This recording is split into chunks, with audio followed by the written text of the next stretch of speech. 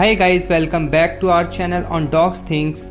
दोस्तों, क्या आप भी अपने पपी के लिटिल शार्क टीथ से परेशान है कि वो हमेशा कभी आपके हाथों को, तो कभी कोहनी को, तो कभी पैरों को, तो कभी जूतों को और फर्नीचर्स को हमेशा चबाता ही रहता है या फिर काटता रहता है? तो आप एकदम सही वीडियो पर आए हैं, क्योंकि आज की वीडियो में मैं बात करूंगा कि पपी बाइट क्यों करता है, क्या टिप्स है और किन किन चीज़ों का हमें हमेशा ख्याल रखना है।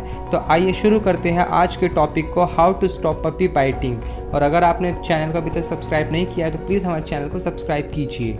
Y is my puppy biting मी?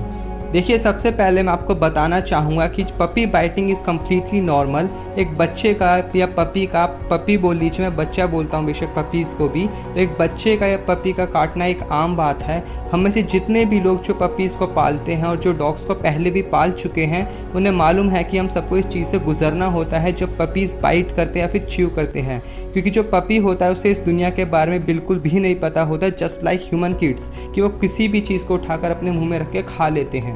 ऐसे ही जो पपीज़ होते हैं उसको दुनियादारी की तो कोई खबर होती नहीं है, तो अपने आसपास की चीज़ों को डिस्कवर करने के लिए या फिर एक्सप्लोर करने के लिए बाइटिंग करता है। क्योंकि एक डॉग के पास हम इंसानों जैसे हाथ तो नहीं होते हैं, तो ये बेचारे वर्ल्ड से इंटरेक्ट करने के लिए अपने माउथ का यूज़ करते हैं, और ये एक्सट्रीमली नॉर्मल बात है। बल्कि कुछ पपीज़ तो कभी कभी अपने पॉज को भी बाइट करते हैं, और जो उनके जॉस होते हैं, जब उसमें से नए नए दांत आते हैं तो उनको इचिंग होती है, और उस इचिंग को ही मिटाने के लिए वो फर्नीचर्स को और हाथों को और जूतों को चबाने की कोशिश करते हैं। क्योंकि इससे जहाँ पर उनके दांत आ रहे होते हैं ना मसल में, वहाँ पर बहुत ज़्यादा रिलीफ मिलता है उनको चबाने से चीज़ों को, इसलिए वो आपके हाथों को भी काटने की चबाने की कोशिश करते हैं, फर्नीचर्स को भी।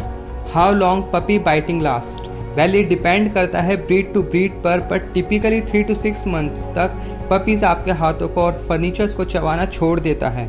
जैसे कि जितने भी पपीज़ होते हैं उनके जो बैकग्राउंड होता है, एनवायरनमेंट होता है, ब्रीड हिस्ट्री और भी चीज़ें होती हैं, ये सब अलग अलग होती हैं। उसी तरीके से एवरी सिंगल पपी अपने आप में यूनिक एंड एडोरेबल होता है। इवन तो आपने भी काफ़ी बारी नोटिस किया होगा कि एक ही माँ से निकले काफ़ी सारे पपीज़ के बिहेवियर्स में और चैलेंजेस में काफ़ी फ़र्क देखने को मिल जाता है। इसलिए 6 मंथ्स तक आपका पपी आपके हाथों को बाइट करना बंद कर देगा, और ये डिपेंड करता है आपकी ट्रेनिंग और डिसिप्लिन पर भी कि आप उस पपी को किस तरीके से रेस कर रहे हैं। How to stop puppy biting? Exercise. जी, आपने सही सुना, एक्सरसाइज। पपी को एक्सरसाइज कराने से भी आपका पपी आपको बाइट करना बंद कर देगा। देखिए, क्योंकि काफ़ी बारी क्या होता है कि आपका पपी आपको ज़रूरत से ज़्यादा इसलिए बाइट करता है क्योंकि उसको फिजिकल एक्सरसाइज नहीं मिलती है, और जिससे वो मेंटली फ्रस्ट्रेटेड भी होने लगता है और आपको बाइट करने लगता है। इसलिए उसको एक्सरसाइज ज़रूर कराएं। और अगर मैंने एक्सरसाइज के लिए बोला है तो इसका मतलब ये नहीं है कि आप अपने पपी को 15 मिनट्स के लिए अपने घर के आसपास के ब्लॉक्स के पास ले जाकर सिंपल वॉक कराकर वापस घर ले आए। नहीं, आपको ऐसा नहीं करना है, क्योंकि एक जो पपी होता है उसमें बहुत एनर्जी होती है, और उस एनर्जी को यूटिलाइज़ करने के लिए आपको अपने पपी के साथ गेम्स भी खेलने होंगे, जैसे कि बॉल फैचिंग, टग ऑफ वॉर, और कोई भी खेल जिसमें आपका पपी अच्छे से खेले, कूदे और दौड़े। बस याद रखिए, आपको अपने पपी को ज़रूरत से ज़्यादा भी एक्सरसाइज नहीं करा देनी है, ठीक? Teach your puppy yes and no.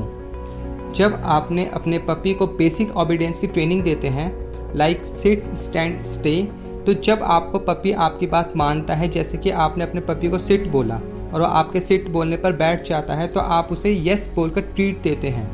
अगर फिर आपका अपने पपी को अगली कमांड पर स्टे बोलते हैं और वो आपकी बात को नहीं मानता है और वो आपकी बात को ना मानकर इधर उधर भागने लगता है, कूदने लगता है, तो आप उसे तब तक नेक्स्ट ट्रीट नहीं देते हैं जब तक आपके नो कहने पर वो एक ही जगह पर रुक ना जाए।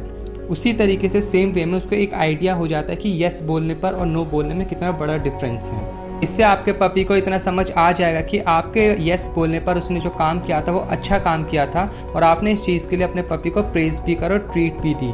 और नो बोलने पर, आपके नो बोलने पर आपके पपी ने जो काम को करना बंद करा, उस काम को दोबारा नहीं करना है। आपके पपी को इतनी ज़्यादा समझ आ जाएगी। और इसी तरीके से जब आप नॉर्मल ट्रेनिंग के बाद भी आपका पपी के साथ खेलोगे, और अगर आपका पपी आपको बाइट करने की कोशिश करता है और आप उसे नो बोलते हैं, तो आपके पपी को पहले वाली कमांड याद आएगी, जिससे वो इतना समझ जाएगा कि नो बोलने पर पिछली बारी मैंने वो काम नहीं करा था, मेरे ओनर ने मुझे ट्रीट दी थी, अगर इस बार भी मैं नहीं करूँगा तो मेरा ओनर मुझे वापस ट्रीट देगा। और इस तरीके से आपके पपी की बाइट करने की भी प्रॉब्लम दूर हो जाएगी। और काफ़ी सारे लोग होते हैं गाइस जो अपने पपी के बचपन में खुद ही मुंह में हाथ डालते हैं, क्योंकि वो बहुत ज़्यादा उनको भी मज़ा आता है, को अच्छा लगता है, वो खुद ही उनके मुंह में हाथ डालते हैं और उनके मुंह में हाथ डालने के बाद एकदम से खींच लेते हैं, जिसकी वजह से उनको स्क्रैच थोड़ा ज़्यादा डीपली लग जाता है, फिर वो बोलते हैं कि मेरे पपी ने मुझे काट लिया। जबकि ऐसा नहीं होता है। जो पपी के दांत होते हैं पहले से ही शार्प होते हैं और पहले से ही वही उनमें खुद खुजली होती है, वो खुद ही उनके साथ ऐसे परेशानी करते हैं, फिर वो पपी ऐसी चीज़ सीख लेता है, फिर उनको ही आगे जाके परेशानी होती है और वो डॉग्स को ब्लेम करने लग जाते हैं। तो फिर इसलिए गाइस खुद भी अपने पपी के मुंह में ज़बरदस्ती हाथ ना डालकर अपने पपी को मोटिवेट ना करें।